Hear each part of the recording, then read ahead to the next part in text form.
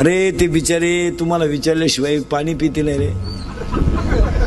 अरे जरी जगायचं ठरलं महिला मंडळ आता तुम्ही उगाच लावून धरले आमच्यावर लय अन्याय आहे ना आमच्यावर लय अन्याय आहे. काही नाही हो, आता ज्यांच्यावर खरी अन्याय आहे ते शब्द बोला ना.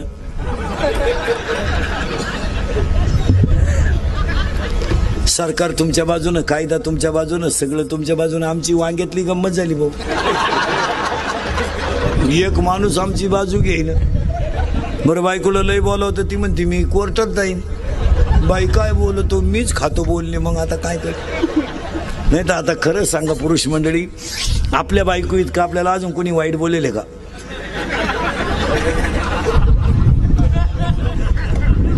तरी आपण त्याच घरी मुक्कामाला आहे. आता काय करता मला.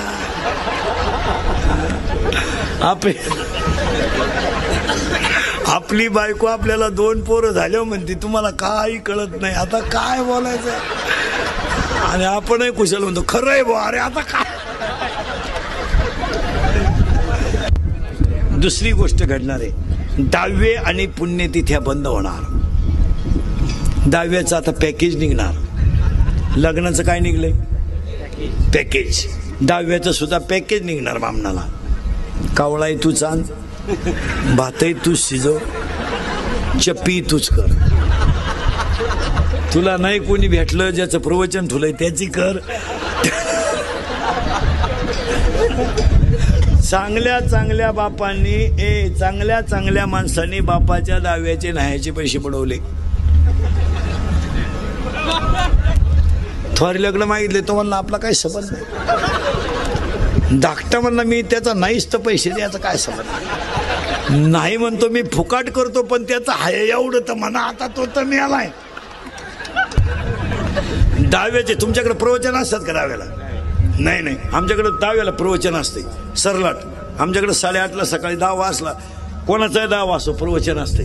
खाटावर ज्ञानेश्वरी ठेवून अर्धा तास प्रवचन असतं. कोणाचाही 10 वाजतो.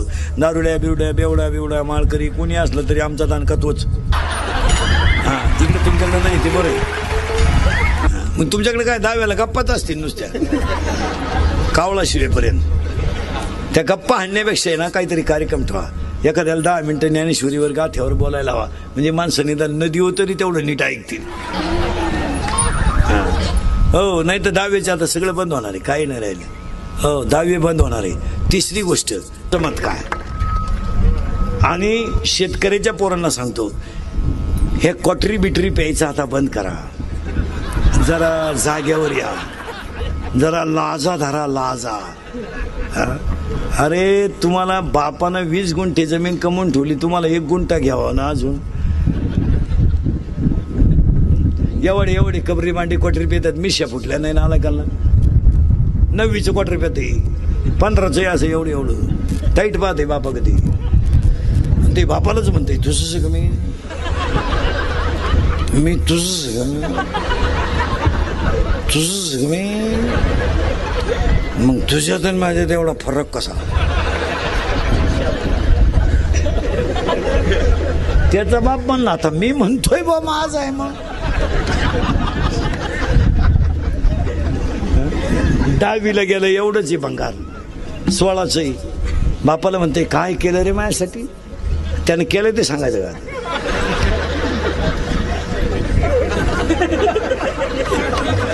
बाप म्हणला मारली जखम्या. मग आता काय करील.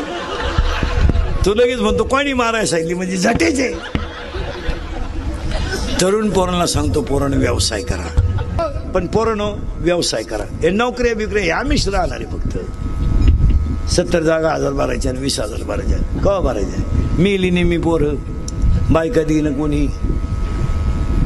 रेंज गेली रे रेंज गेली. व्हायरस आला व्हायरस. 35-35चे झालेत रे. 35 झाले. जोडीदारांचे ऑपरेशन झाले. हा गडी तसाच.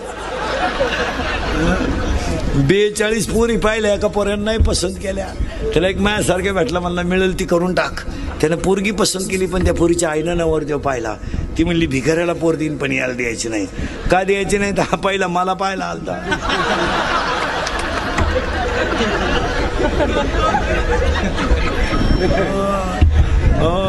पोरानो आणि शेतकऱ्याचे पोरं बरेच आहेत.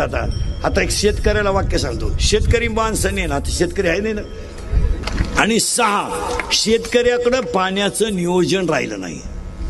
त्या पिकाला किती पाणी पाहिजे याचा शेतकरी विचारच करीत नाही. पाणी लावून देतोय, लग्नाला जातोय. याचा गहू भरून शेजारचे कांदे भरले तेव्हा तो गारखा माराय आला.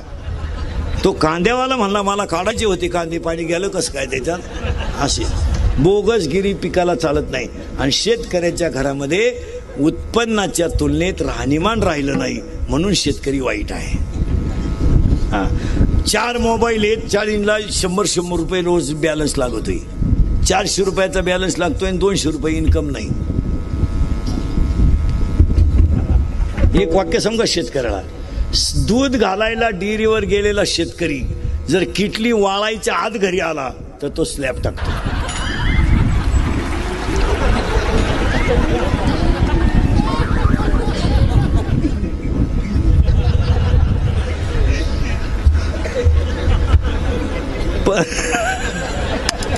परत वाक्य आहे का बरं का, डेअरीला दूध घालायला गेलेला शेतकरी जर किटली वाळायच्या आत घरी आला तो स्लॅब टाकतो. जो किटलीचा वास येईपर्यंत गावात थांबतो तो दूध घालून जमिनी कितो.